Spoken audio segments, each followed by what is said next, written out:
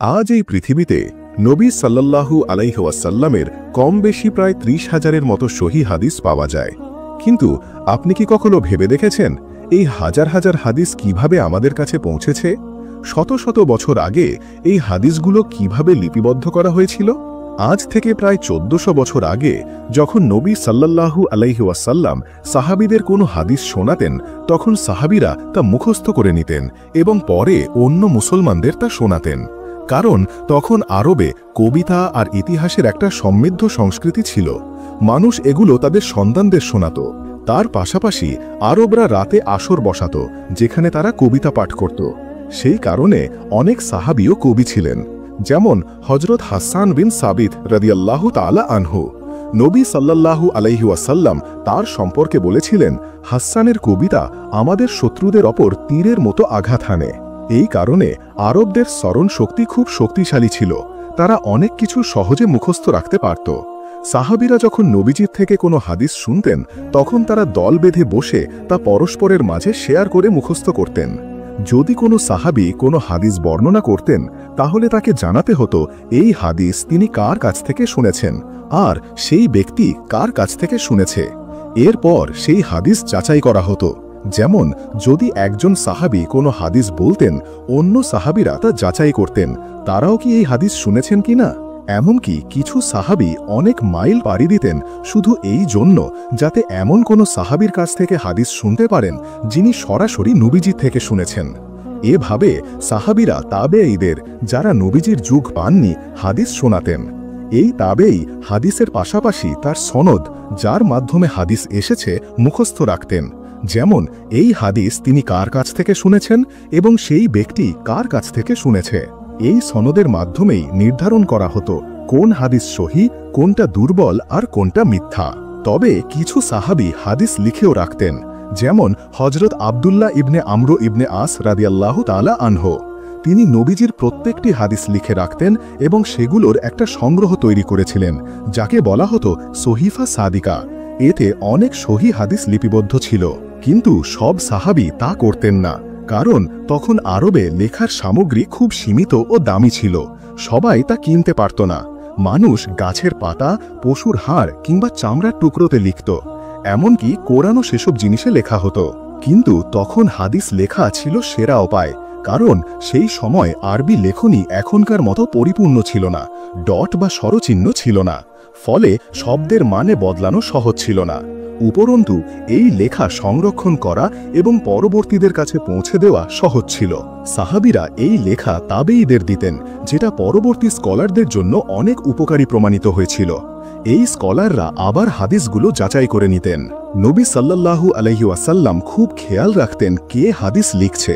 তিনি কেবল তার নির্ভরযোগ্য সাহাবীদেরকেই হাদিস লিখতে দিতেন, কারণ তখন কোরআনও নাজিল হচ্ছিল এবং আশঙ্কা ছিল মানুষ হাদিস আর কোরআন গুলিয়ে ফেলবে। এই কারণে তিনি সাহাবীদের সতর্ক করতেন যে আমার নামে মিথ্যা বাণী রচনা করে সে যেন জাহান্নামে নিজের জায়গা নিশ্চিত করে। এই কথা তিনি সাহাবীদের মনে গেঁথে দিয়েছিলেন। নবীজির ইন্তেকালের পর হাদিস লেখা শুরু হয়, কারণ তখন আর হাদিস আসছিল না। তার ইন্তেকালের পর যখন হযরত আবু বকর রাদিয়াল্লাহু তাআলা আনহু খলিফা হলেন, তখন কোরআন সংকলনের কাজ শুরু হয়। তখন সব আয়াত লেখা ছিল না, কিছু সাহাবীর মুখস্থ ছিল, কিছু লেখা ছিল। একই অবস্থা ছিল হাদিসেরও। তাই হযরত আবু বকর রাদিয়াল্লাহু তাআলা আনহু আশঙ্কা করলেন কোরআন আর হাদিস এক হয়ে না যায়। তাই তিনি কোরআনের ওপর ফোকাস করলেন, হাদিস লেখা বন্ধ করলেন। এমনকি তিনি নিজের লেখা ৫০০টি হাদিস পুড়িয়ে ফেলেন, যাতে মানুষ কোরআনের গুরুত্ব বোঝে। এরপর যখন হযরত ওমর রাদিয়াল্লাহু তাআলা আনহু খলিফা হলেন, তিনিও একই পথ অবলম্বন করেন।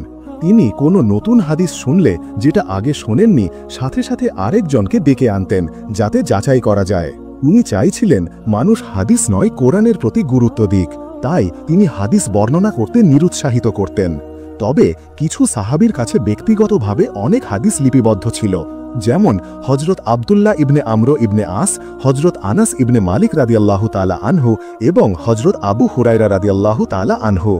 হযরত আবু হুরায়রা রাদিয়াল্লাহু তাআলা আনহু তার পুরো জীবন নবীজির সাথে কাটিয়েছেন এবং তিনি নবীজির থেকে শুনে হাদিস মুখস্থ করতেন।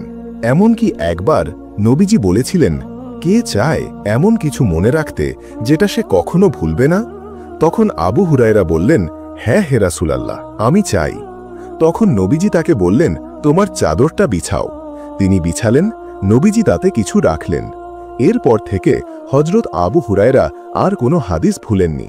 তখন সাহাবীরা মসজিদ বা পাবলিক প্লেসে হাদিস বলতেন। পরে তাবেঈরা সেগুলো অন্যদের পৌঁছে দিতেন। হযরত উমরের সময় ইসলাম সুপার পাওয়ার হয়ে ওঠে। সিরিয়া, ইরাক, মিশর, পারস্য পর্যন্ত মুসলমানদের শাসন ছড়িয়ে পড়ে। সাহাবীরা সেখানে গিয়ে হাদিস শোনাতেন। হযরত উসমানের সময়ও কোরআনের ওপর গুরুত্ব দেওয়া হয়, হাদিস নয়। এরপর যখন উমাইয়া খেলাফত এলো, তখন ইসলাম আরও বিস্তার লাভ করল। উত্তর আফ্রিকা, স্পেন, মধ্য এশিয়া, এমনকি ভারতের অনেক অংশেও ইসলাম ছড়িয়ে পড়ল। কিন্তু তখন একটা সমস্যা দেখা দিল। এই খেলাফতের সময় গৃহযুদ্ধ চলছিল। এই খেলাফত ইসলামের ইতিহাসের সবচেয়ে খারাপ শাসন ছিল। তারা হাদিসকে বিকৃত করে নিজেদের রাজনৈতিক উদ্দেশ্য পূরণ করত। এই পরিস্থিতি দেখে স্কলাররা চিন্তিত হয়ে পড়েন। এভাবে যদি চলে তবে ইসলামের শিক্ষা বিকৃত হয়ে যাবে। তখন আল্লাহ এক মহৎ মানুষকে প্রেরণ করেন, উমর বিন আব্দুল আজিজ। তিনি ছিলেন ষষ্ঠ খলিফা, এক পরহেজগার ও ন্যায়পরায়ণ মানুষ। খলিফা হওয়ার পরই তিনি হাদিস সংরক্ষণের গুরুত্ব বোঝেন এবং তার সব গভর্নরকে নির্দেশ দেন হাদিস সংরক্ষণ করতে। তিনি বহু স্কলার ও হাদিস বিশেষজ্ঞ নিয়োগ দেন। তারা হাদিসের সনদ যাচাই করে বই আকারে সংরক্ষণ করেন। এটা দেখে আরও স্কলাররাও হাদিস যাচাইয়ে মনোযোগ দেন। এভাবেই ইলমুল রিজালের সূচনা হয়। স্কলাররা এখন হাদিস যাচাই করতেন, যেটা সহি তাতে সহি ট্যাগ, দুর্বল হলে জাইফ ট্যাগ। তারা বিভিন্ন এলাকা ভ্রমণ করতেন। কুফা, মদিনা, মক্কা, বসরা, সিরিয়া, এই শহরগুলোতে বহু হাদিস সংরক্ষিত ছিল। এই সময়েই হাদিস বই আকারে সংরক্ষিত হয়। এরপর উমাইয়া খেলাফতের পতন ঘটলে আব্বাসি খেলাফত আসে। তারা শিক্ষা বিস্তারে বড় ভূমিকা রাখে। বাগদাদে বাইতুল হিকমা নামে ইসলামের বৃহত্তম বিশ্ববিদ্যালয় প্রতিষ্ঠিত হয়, যেখানে বিজ্ঞান, রসায়ন, জীববিদ্যা, পদার্থবিজ্ঞান পড়ানো হতো। এখানেই জন্ম নেয় বিখ্যাত মুসলিম বিজ্ঞানীরা আল খারিজমি, ইবনে খালদুন, ইবনে সিনা। এই পরিবেশে হাদিস সংরক্ষণে স্কলাররাও উন্নতি করেন। ইমাম বুখারী ও ইমাম মুসলিম জন্ম নেন। তারা লক্ষাধিক হাদিস যাচাই করে প্রায় ৭,০০০ হাদিস নির্বাচন করেন। ইমাম বুখারীর সংকলন সহিহ বুখারী নামে পরিচিত। এছাড়া ইমাম আবু দাউদ, তিরমিজি, নাসাই, ইবনে মাজা তারাও হাদিস সংকলন করেন।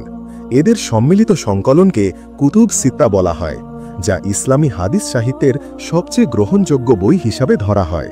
এই বইগুলো সারা বিশ্বে ছড়িয়ে পড়ে এবং আজও মুসলমানরা এই বইগুলো পড়ে আলেম হন। তবে যদি শিয়া হাদিসের কথা বলা হয়, তা অনেকটাই আলাদা। কারণ শিয়া হাদিস বেশি নেওয়া হয়েছে আহলে বাইত ও ইমামদের থেকে। শিয়া হাদিসগুলো খুব যত্ন সহকারে লিপিবদ্ধ করা হয়েছে। কারণ উমাইয়া ও আব্বাসি শাসনের সময় আহলে বাইতের লোকেরা অনেক নির্যাতনের শিকার হন। তাই তারা গোপনে নির্ভরযোগ্য ব্যক্তিদের মাধ্যমে হাদিস লিখতেন এবং মানুষের মাঝে ছড়িয়ে দিতেন। ফলে তাদের হাদিসগুলোর বেশিরভাগই আহলে বাইত ও ইমামদের ঘিরে। অন্যদিকে সুন্নি হাদিসে আহলে বাইতের হাদিস কমই নেওয়া হয়েছে। অথচ সেই সব বইয়েই আছে যে ইসলামী জ্ঞানে ইমাম আলী রাদিয়াল্লাহু তাআলা আনহু সবচেয়ে সমৃদ্ধ ছিলেন এবং নবীজির সাথে সবচেয়ে বেশি সময় কাটিয়েছেন।